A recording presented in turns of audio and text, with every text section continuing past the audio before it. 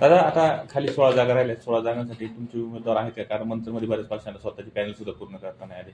कशी रणनीती असणार आहे, कशा पद्धतीने? माझं असं म्हणणं आहे की आज शिवसेने संपूर्ण कार्याबरोबर धनुष्यबाण जे लोक आम्हाला हसत होते की शिवसेना उरली नाही, राहिली नाही, त्यांच्याकडे माणसं नाही, त्यांची कुवत नाही, पण आम्ही हिंदुहृदय सम्राट बाळासाहेबांचे पायद आहोत.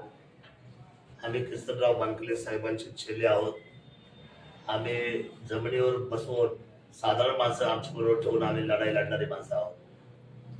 आज मी तिला 2 मातब्बर असलेल्या समोर जर आपण पाहिलं असेल तर महाविकास आघाडीचे सुद्धा पॅनल संपूर्ण पूर्ण नाही आणि राष्ट्रवादीने भाजपच्या कोंबड्या घेतलेल्या आहेत.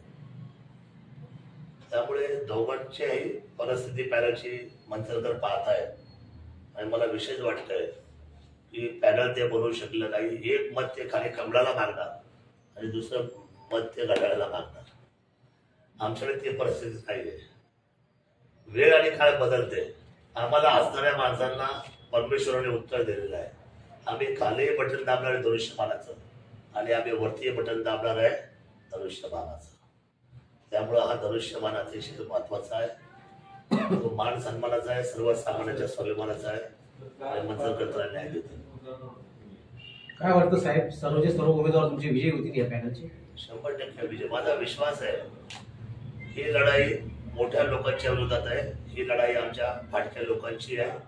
ही लढाई आमच्या स्वाभिमानाची आहे, मंत्रकरांची आहे. ही सर्वसामान्यांची लढाई आहे आणि सर्वसामान्य माणूस आता पेटला ती लढाई लढली जाते आणि ती जिंकली सुद्धा जाते. माझा स्वतःचा अनुभव जुन्नरमध्ये माताबर लोकांना थांबवावं लागलं. सर्वसामान्य माणसांनी निवडणूक हातामध्ये घेतल्या.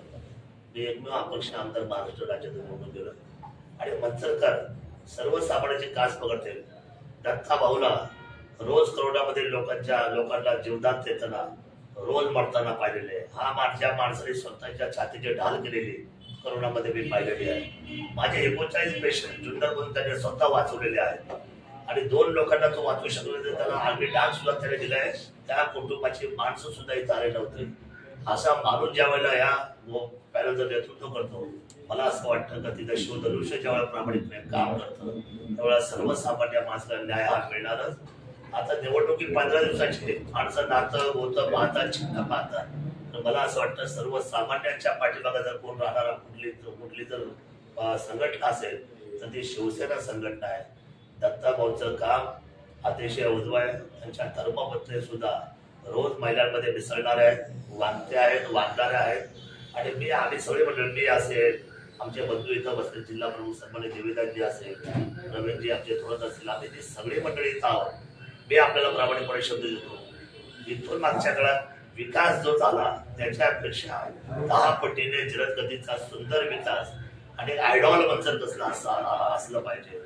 त्या मंचरच्या सुविधा कशा असल्या पाहिजे, त्याचं इन्फ्रास्ट्रक्चर कसं असलं पाहिजे. आम्ही शहराबरोबर पुणे आणि मुंबई बरोबर मंचर आम्ही 100% मॅच करून देऊ. एवढा या 5 वर्षाचा शब्द आमदार शरद सोडूचा राहील एवढा विश्वास एकनाथ शिंदे साहेबांच्या वतीने देतो. तर शिंदे साहेब या नगर पंचायतचे, नगर विकास खात्याचे, स्वतः या खात्याचे ते गेले 15 वर्ष मंत्री आहेत आणि निधी जर आपल्या पार्ट्यामध्ये मंत्रिमंडळाच्या हजारो कोटीने आणायचा असेल तर जे नेतृत्व करतात शिवसेना प्रमुख आहेत, आता त्यांच्याकडे पक्षनेते पद आहे, ते एकनाथजी शिंदे साहेबांच्या या शिवधनुष्याला मंत्रकर स्वीकारतील आणि मोठ्या मताधिक्याने हा विजय होईल याची खात्री मला आहे. दादा, तुम्ही जिल्ह्याचे नेते आहात, म्हणजे तुमच्या 7-8 नगर परिषदांची जबाबदारी आहे. आता तुम्ही फारसा मोठा आरोप केला आणि ती वस्तुस्थिती आहे का राष्ट्रवादी इथं बलाढ्य असूनही त्यांनी भाजपच्या कुबड्या घेतल्या, हा तुमचा शब्दप्रयोग आहे. जर इकडे तुम्ही म्हणताय तर मग आळंदीमध्ये काय परिस्थिती का जे दररोज तुमच्यावर टीकेचे बाण सोडतात उद्धव बाळासाहेब ठाकरे शिवसेना, त्यांच्या तुम्ही गळ्यात गळा घातला, मग तिकडे समीकरण कसं इथं कसं काय? नाही, तिथे काय झालंय, सुरेश भाऊ मी आता किशोरराव वानखेडे साहेबांच्या कुटुंबाला जसं राजकीय वारसा आहे आणि आमचे काय पण बोलले एका शब्दामध्ये की आम्ही काही कुटुंबाच्या समोर थांबलेलो आहे, तसं त्या ठिकाणी सुद्धा मशालीच्या चिन्हावर उभे राहिलेले आमचे सन्माननीय बाबाजीराव काळे हे जे आमदार आहेत यांचे आणि सुरेश भाऊचे संबंध घरोबाचे असल्यामुळं त्यांनी सुद्धा मौलिक अडचणी त्यांच्या धर्मपत्नीच्या पुढे आमचं कुटुंब लढणार नाही, आमचा पक्ष लढणार नाही. बघा, ह्या निवडणुका नेत्यांच्या पक्षाच्या नाही, ह्या निवडणुका कार्यकर्त्यांच्या आहेत. त्यामुळे इथं अशा पद्धतीची भूमिका बिलकुल त्यांनी घेतलेली नाही. त्यांनी सुद्धा त्या ठिकाणी चाकण नगर पंचायतला त्या ठिकाणी 100% पाठिंबा जाहीर केलेला आहे. काही ऋणांबद्ध असतात, काही उपकार असतात. किसनराव मानकरे साहेबांचे आमच्यावर उपकार आहेत. या शहरावर, या मतदारसंघावर अनेकांच्या कुटुंबाला मोठं करण्यामध्ये किसनराव मानकरे यांचा सिंहाचा वाटा राहिलेला आहे. अण्णा आपल्यामध्ये नाहीत, पण अण्णांच्या आठवणी मात्र आपल्यामध्ये आहेत. अण्णांच्या कर्तृत्वाला विसरता येणार नाही. त्यामुळे हे राजकीय दिशा नाहीये, या काही भावनिक सुद्धा गोष्टी आहेत. परंतु समोर तसं नाहीये.